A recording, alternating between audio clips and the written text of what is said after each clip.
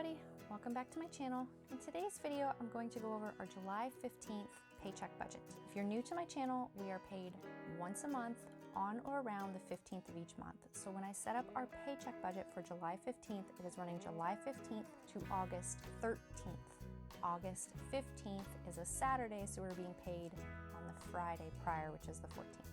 So here at the beginning, I'm looking through two of our cash envelopes just to see how much we have in there. We have a tire sinking fund and an envelope for our local U-Pick farm. Our tire sinking fund has $164 in it, and our U-Pick folder has $60 left in it.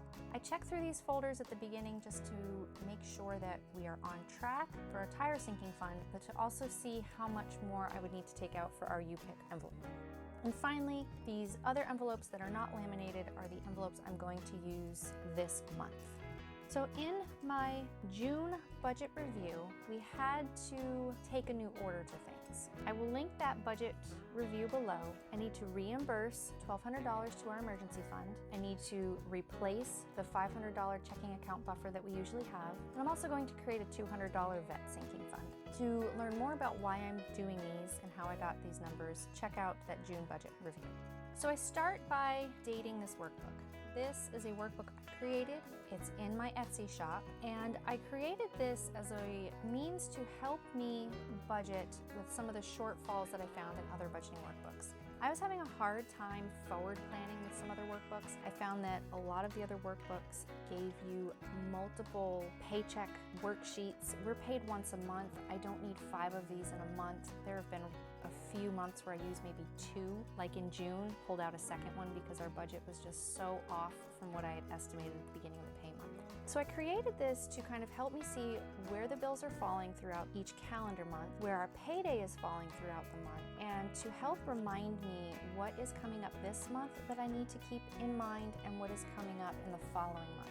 This also has a review section at the back where I go back and just review on what happened throughout that pay month and how I can better prepare ourselves for the following months. In past videos, I've talked about how I love color coding these bills, but writing down every single thing month after month after month gets really, really tedious. And I was going to try to come up with a solution. Now, I'm not so sure that these are the perfect solution, but for now, they're working. I'm going to go through and put down little stickers helping remind me what is due when. And as usual, I remember that there are other appointments going on, such as therapy appointments, that I will need to keep track of as well. Once I have the calendar dated and everything written when it is due, I go back through and fill out these reminders for what's coming up this month, such as our district taxes. I need to pay my car registration. I prefer to do the 2-year registrations. Back to school. I still have not heard what our school district is doing. They have an online option. Our internet speeds are so slow because, again, we live very rural. I pay for what should be 1 to 3 megabytes per second. I receive 0.43 megabytes per second. That's my download speeds. My upload speeds register at 0.19. So yeah, the enrichment during the spring was quite fun. I cannot imagine doing an all online option for us this fall. However, I also can't imagine doing an all in school option this fall as well. The only things I know that our district is doing is they've reduced the school day by 20 minutes and have said that no hybrid option will be available.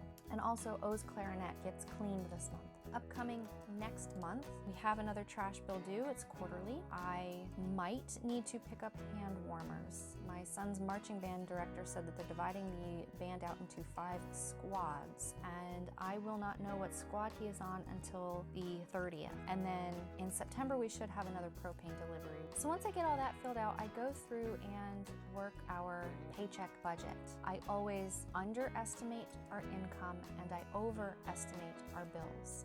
Other than our normal monthly income, I'm also going to need to pull money in from our non-monthly sinking fund and our school sinking fund.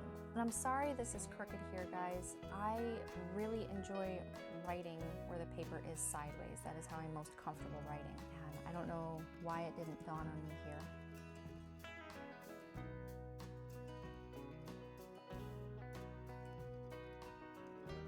And here's where things start to get fun.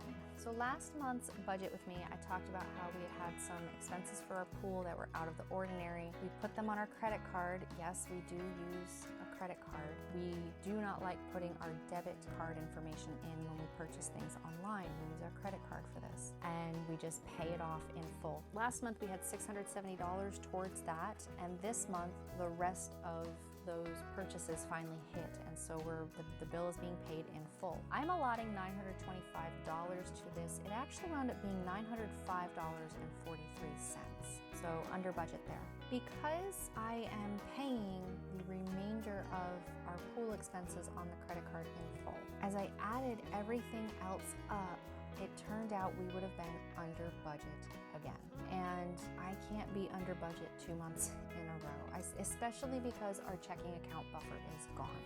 Now I'm going through and trying to realistically budget these categories. All right, guys, now it's time to tally it up. And I'm doing that off the screen here. I'm sorry you can't see that. However, this is when I realize things are not going to add up.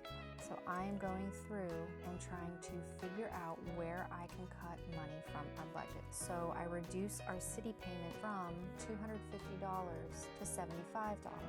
And this is perfectly fine as well. This is okay to do. I don't think any of these expenses are unreasonable. I don't think it's totally unreasonable to spend $600 on food. We have things on hand. It is going to be more important that we stick to this budget. So next month, we can actually get to replacing what we spent from our emergency fund. We can get to replacing our checking account buffer. And lastly, we can create a vet sinking fund.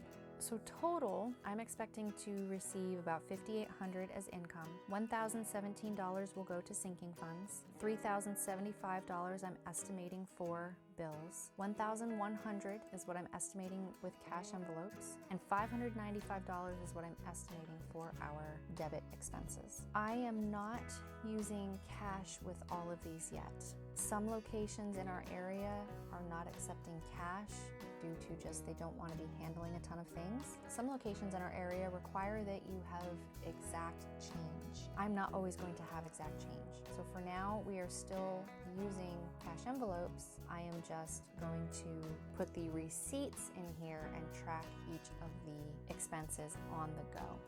I do have these in my wallet. These are new envelopes available in my Etsy shop. It's a set of 9 or 10, I believe. I can't remember. I'll link them down below if you want to check them out. But I've got these all tucked away in my wallet currently, and they come with me everywhere. So that's it for this budget with me. If you liked this video, please give it a thumbs up. If you want to see more of my videos, please click that subscribe button. And until next time, bye.